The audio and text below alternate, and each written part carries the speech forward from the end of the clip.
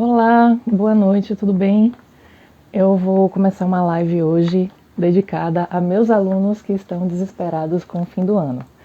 Como ela vai ficar gravada, eu vou deixar alguns comentários extras para quem está chegando e não me conhece. Meu nome é Milena, eu sou fonoaudióloga e engenheira civil.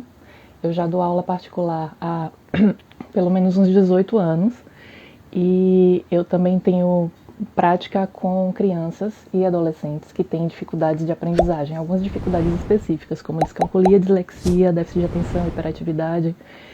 E hoje eu resolvi falar um pouquinho sobre algumas formas de estudo, alguns métodos que facilitam muito a vida do estudante, que os pais podem ajudar e os estudantes também eles podem, promover esse ambiente para eles mesmos e facilitar, mediar esse estudo. Por que isso agora? Porque estamos na fase de final de ano, muita gente está na recuperação ou indo para a recuperação, já desesperado, e às vezes quer estudar e não sabe um método, não acha um método de conseguir se concentrar e conseguir colocar aquele conteúdo na cabeça. Às vezes os pais acham que o menino não se dedica, você não está estudando, você não está estudando. Às vezes a criança, o adolescente até tenta, mas não sabendo a forma certa de estudar, ele não consegue um bom resultado.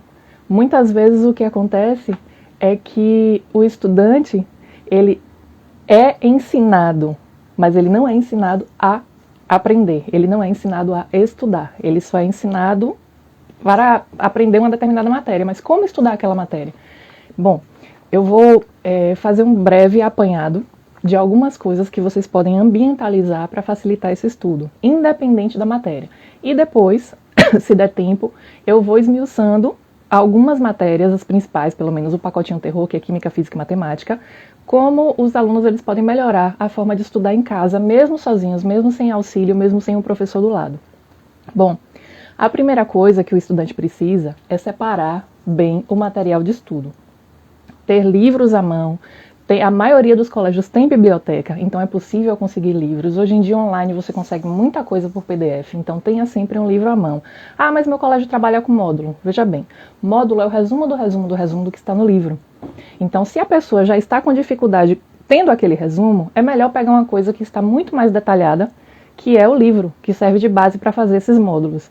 Eu não curto muito essa coisa de aprender por módulo. Às vezes, por causa da dinâmica, do ensino hoje em dia, da concorrência de vestibulares, as escolas acabam optando por módulos. Mas o ideal para quem está aprendendo, e principalmente para aquela pessoa que precisa pegar a raiz do problema, é pegar um livro. Olhar os exercícios resolvidos, ler com calma. Então, separar um material de estudo razoável. Ter resumo sempre à mão, anotar as aulas. Agora já está no final do ano, já era. Não tem problema. Procura algum colega que tenha anotado, tira a xerox do caderno, daquele coleguinha que passou, que você sabe que o caderno era super organizado, tira a xerox, tira uma cópia daquele caderno, leva para casa, certo? Quem tiver resumo no celular, muita gente tira foto, é melhor copiar num papel. Para quê? Para não ficar com o celular na mão o tempo todo. Eu vou olhar o resumo aqui, vou olhar essa questão que o professor fez. Aí baixa uma mensagem do WhatsApp de alguém. A pessoa já perdeu o foco. Então, se você tem as fotos do que você precisou, pegue, passe a limpo, deixe num papel, porque esse celular você vai deixar de canto, que é uma outra coisa que eu vou falar depois. Bora lá. Então, ter resumos, o celular eu vou deixar à parte, separar um livro e, em último recurso, recorrer à internet. Não entendi, tentei no livro e tal. Por que, em último recurso, recorrer à internet? A internet tem uma vasta gama de conteúdos, porém, quem já está, digamos assim, precisando de um apoio e tem pouco tempo, vai acabar desviando a atenção se ele não tiver foco. Se tiver foco de estudo, beleza, vai na internet, buscou o que precisava, voltou. Mas se não tiver, viu uma propaganda de uma coisa, já se distraiu, já era. Aí perdeu o foco, perdeu o tempo, então deixa a internet como um recurso por último, certo? Bom, criar um ambiente de estudo. Às vezes, só de estar com o ambiente organizado, a mente fica muito mais tranquila para trabalhar. Principalmente para quem tem déficit de atenção e quem tem hiperatividade. Quem tem déficit de atenção, passou a mosquinha do lado, a mosquinha já virou uma coisa mais interessante do que está estudando ali. Até olhar para uma parede em branco é mais interessante. E quem tem hiperatividade, a cabeça está funcionando pensando numa coisa, mas tem 3 outras funcionando na cabeça ao mesmo tempo, e aí a pessoa não consegue se concentrar. Então, quanto menos estímulo tiver na frente dessa pessoa, na frente desse aluno que quer se concentrar, melhor. Então, organizar um lugarzinho, pode ser a mesa da sala, pode ser a mesa do quarto, o ambiente que você tiver, que tenha menos informação. Não competir com televisão ligada, não competir com rádio ligado, depois eu vou falar sobre isso também. Mas, assim, criar um ambiente que deixe em cima da mesa seu material de estudo. Lápis, caderno, caneta, no máximo, uma borrachinha, o que você precisa para você não ficar levantando e sentando novamente, certo? Então, deixar uma organização na mesa, deixar o mínimo de coisas possível, porque qualquer desorganização vai desconcentrar você. Outra coisa, sobre a música. Tem gente que gosta de estudar com música. Eu até aconselho para pessoas que se distraem muito facilmente. Por quê? Porque passa alguém do lado conversa, você está distraído, ouve a conversa. Passa uma sirene de ambulância na rua, incomoda, lhe atrapalha, lhe desconcentra, tudo desconcentra. Então vamos criar uma atmosfera em que você já esteja com algum som e nenhum outro estímulo externo vai competir com esse som e vai lhe chamar a atenção. Agora, de que forma? Você vai colocar uma música que tem letra, você vai começar a ler, o que vai ficar na sua cabeça não é o que você está lendo, é o que você está ouvindo. Principalmente quem tem memória auditiva muito forte, né? Vai sobressair a memória visual e aí você vai ficar prestando atenção na letra, vai começar a cantarolar, não vai pegar o conteúdo. Existem alguns vídeos no YouTube, que na verdade não são vídeos, são músicas. Você só pega a música e tem uma tela lá em branco. Você pode digitar no YouTube assim, músicas para concentração. São músicas que elas não mudam muito, a entonação, não mudam ritmo, elas ficam em uma certa constância e elas não têm letra. Então você vai ficar com o estímulo auditivo o tempo todo, para seu ouvido não tá no silêncio, daqui a pouco desconcentra porque ouve um barulho, daqui a pouco desconcentra de novo. Você vai ficar sempre ouvindo alguma coisa, bota mais baixinho, sem letra, para não desconcentrar do que você está vendo, certo? E aí você criou um ambiente ideal de estudo. Uma outra coisa que você pode fazer pega alguma coisinha para ficar beliscando.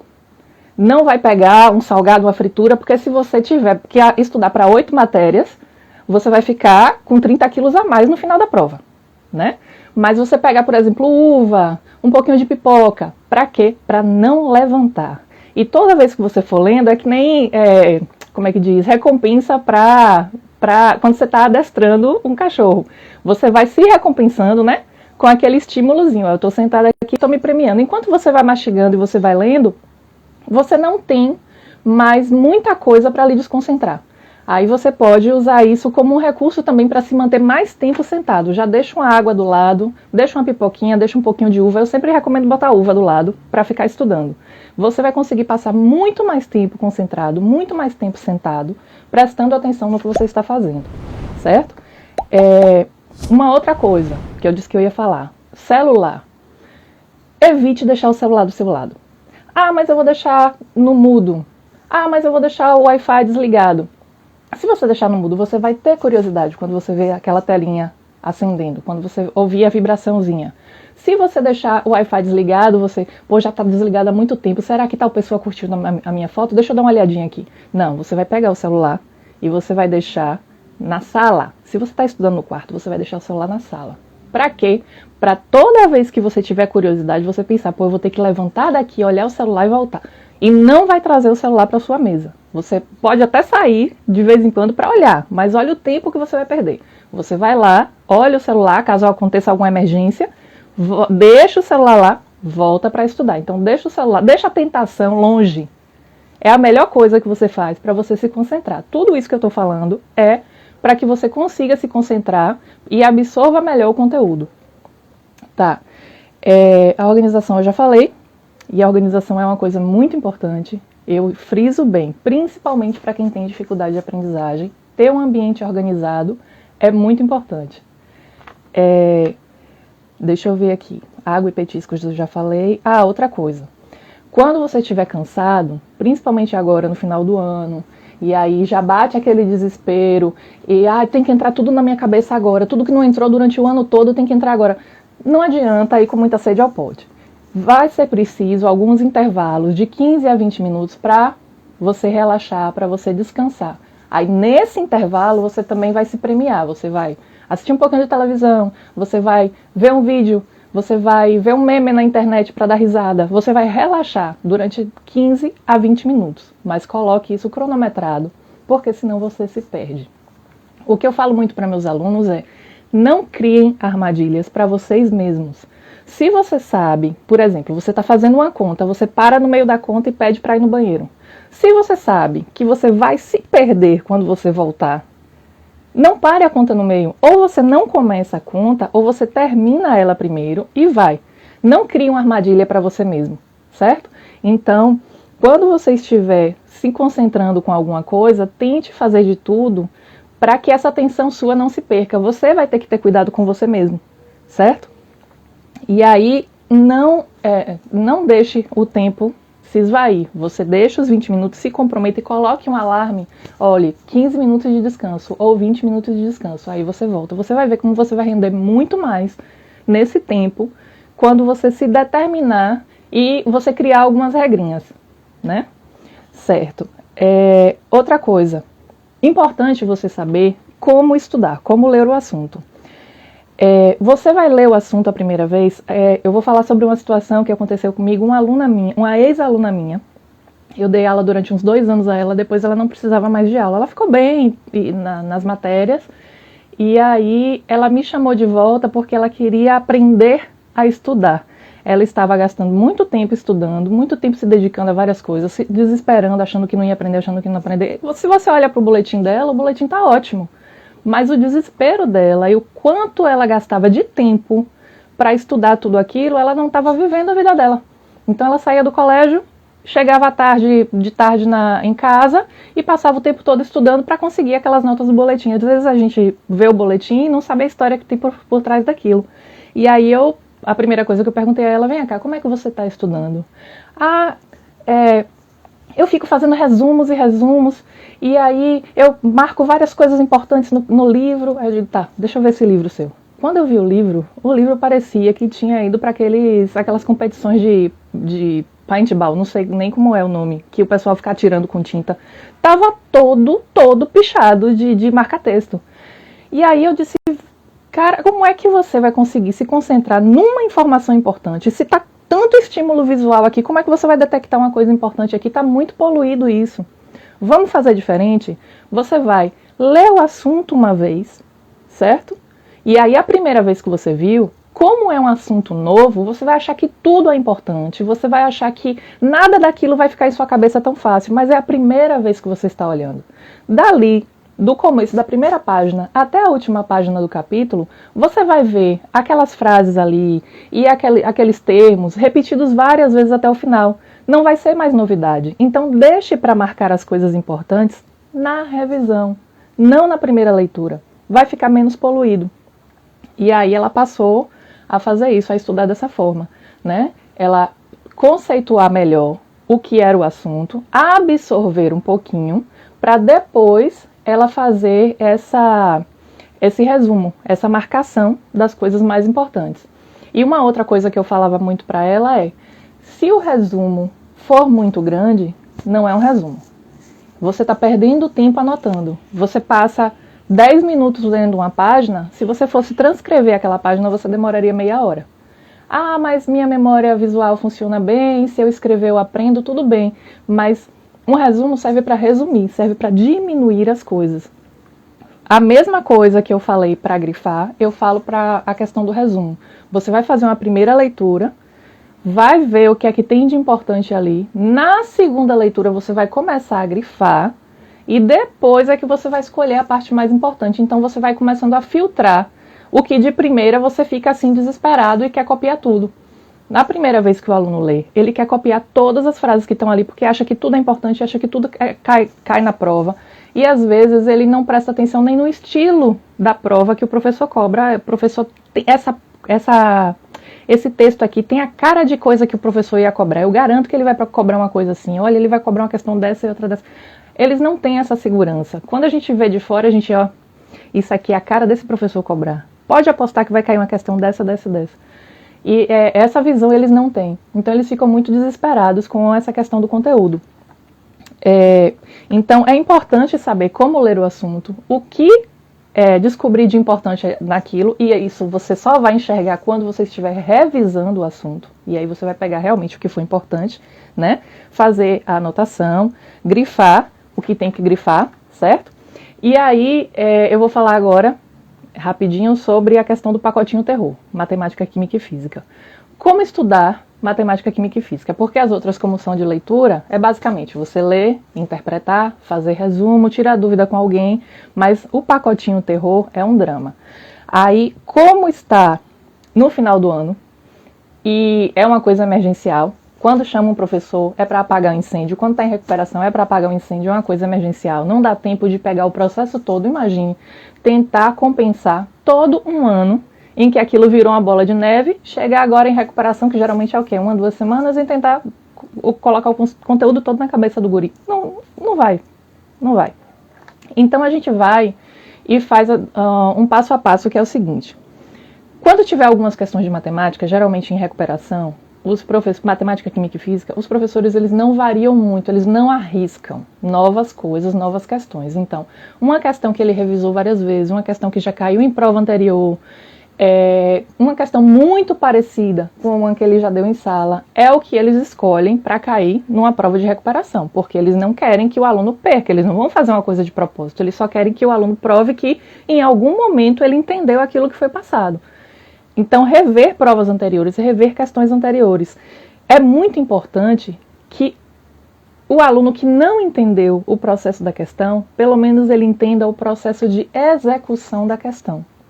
Não é mais o momento do aluno ele dizer assim, agora eu entendi o assunto todo, agora eu sou mestre em física. Não é esse momento, porque a recuperação a gente sabe que não é, 2 semanas não é suficiente para isso. Então o que é que a gente quer que o aluno faça? Que o aluno passe. Ano que vem a gente resolve. Se for o caso, para começar certo, a gente começa um acompanhamento do começo do ano.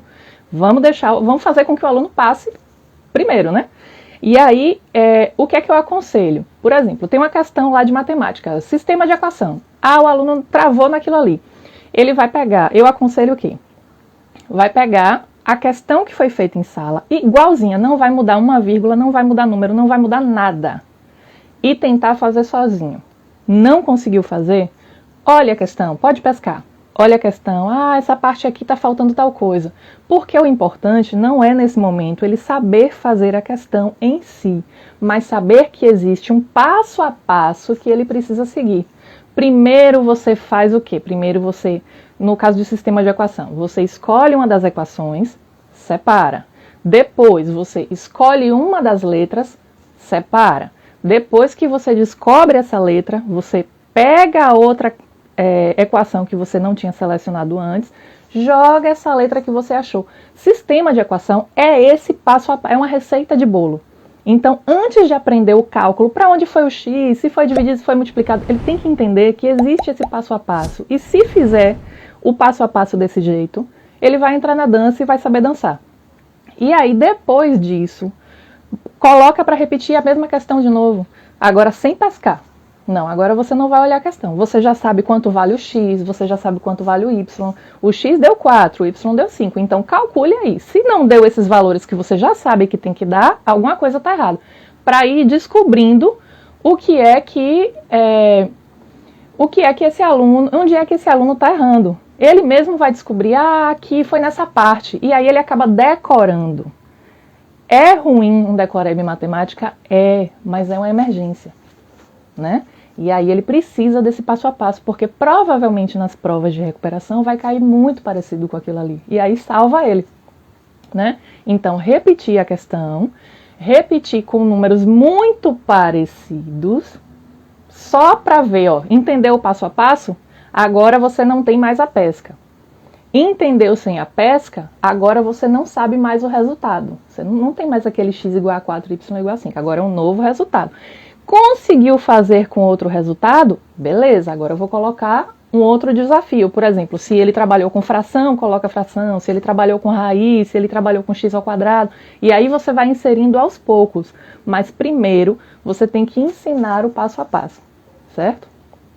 E isso é muito importante. Isso vale para matemática, isso vale para física também, porque tem questões em física, a maioria das questões de física, elas funcionam independente do assunto, elas funcionam dessa forma. Eles perguntam uma coisa, contam uma história, perguntam uma coisa.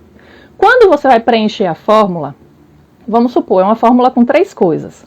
Eles dão uma coisa e não dão as outras 2. Ué, se ele só dá uma coisa, eu preciso de pelo menos mais uma outra para poder achar. Por exemplo, força igual a massa vezes aceleração. Ele dá a massa, pergunta qual é a força, mas ele não deu a aceleração. Aí você fica preso. Em questões de física, praticamente todas vão ser assim. Ele vai contar uma história e vai dar uma informação pela metade.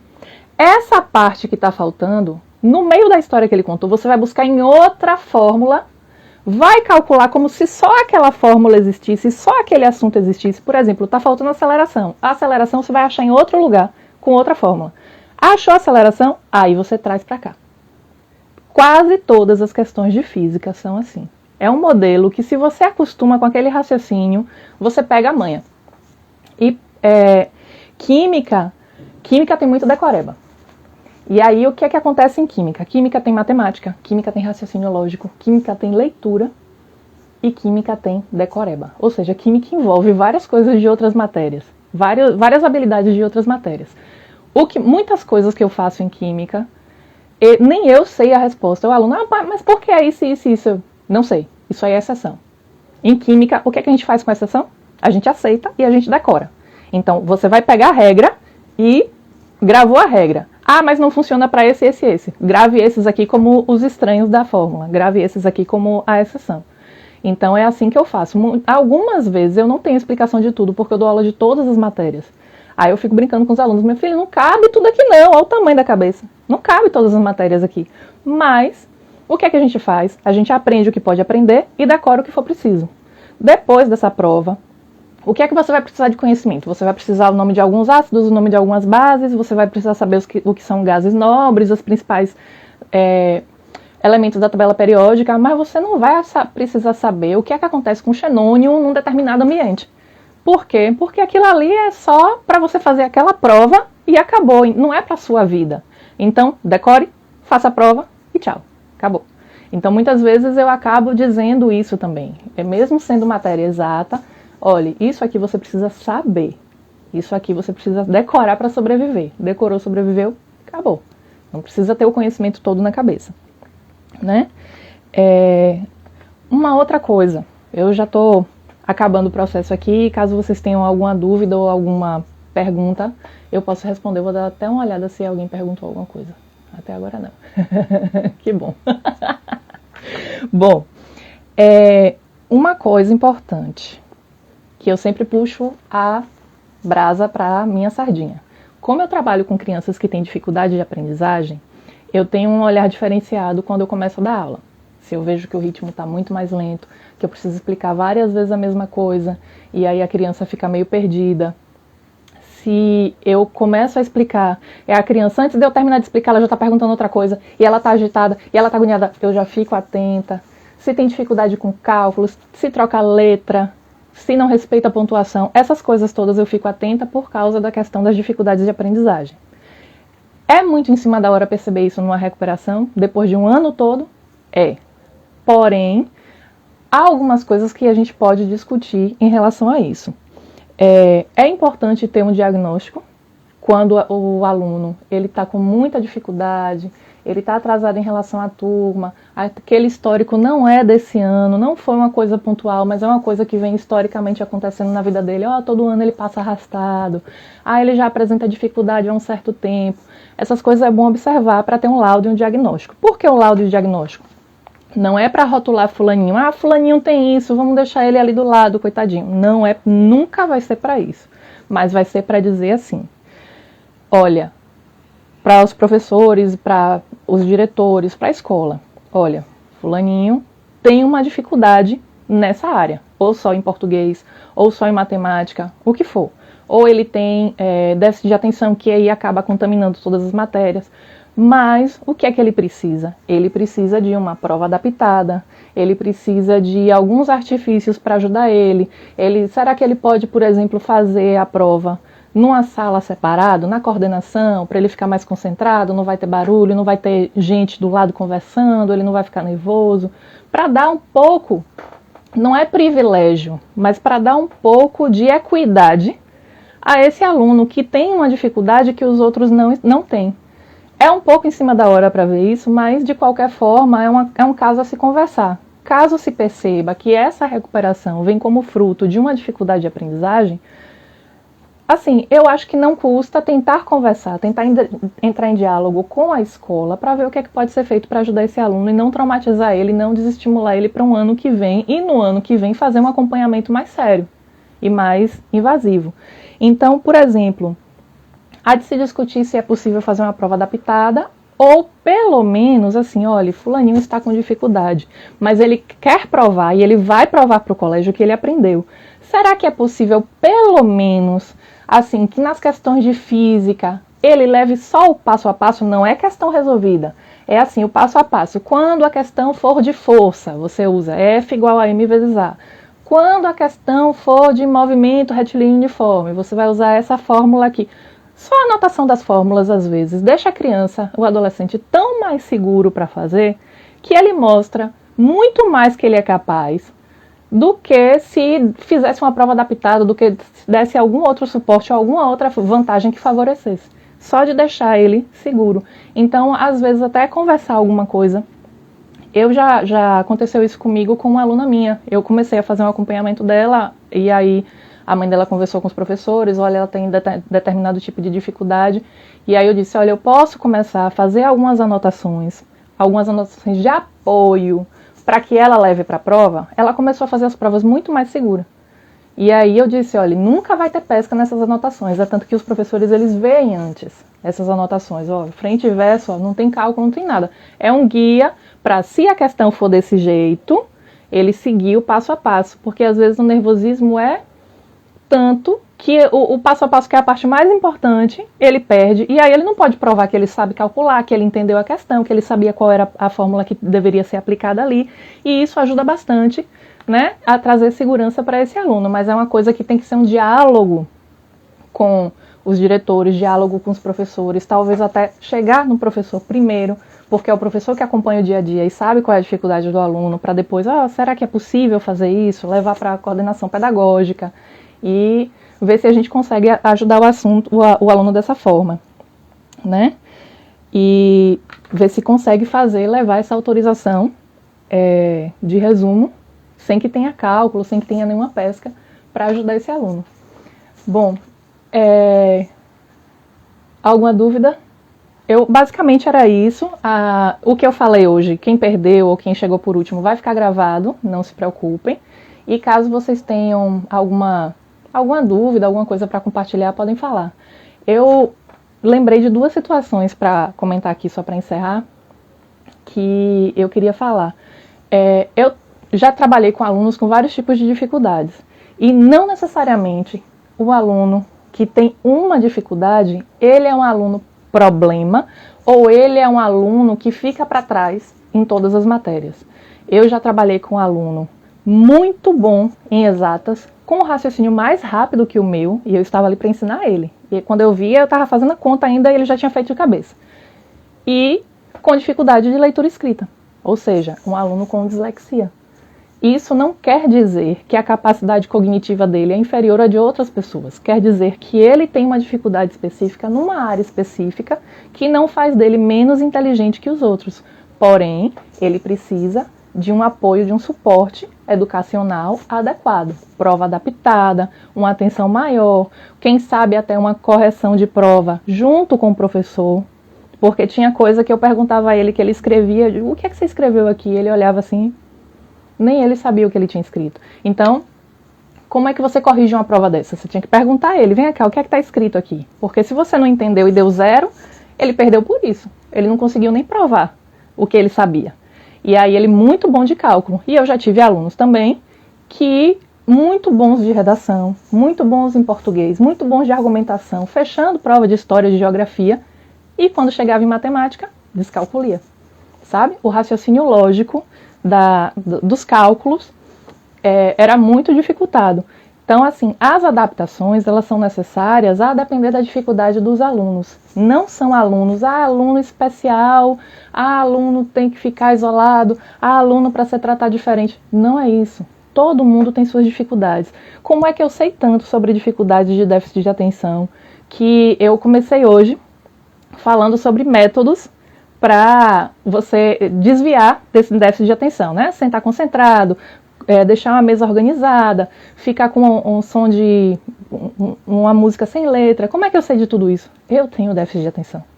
Se eu vacilar aqui, por que eu fiz um roteiro? Eu fiz um roteiro porque se eu vacilar, eu perco o foco totalmente. Então, quem mais sabe sobre esses processos de dificuldade de aprendizagem sou eu. Hoje em dia eu dou aula para quem passou pela mesma coisa que eu. Então, aí, ó, por exemplo, agora eu peguei uma linha de raciocínio toda para dar um exemplo de alguma coisa. Eu já me perdi, já não sei mais o que eu estava falando. É um exemplo.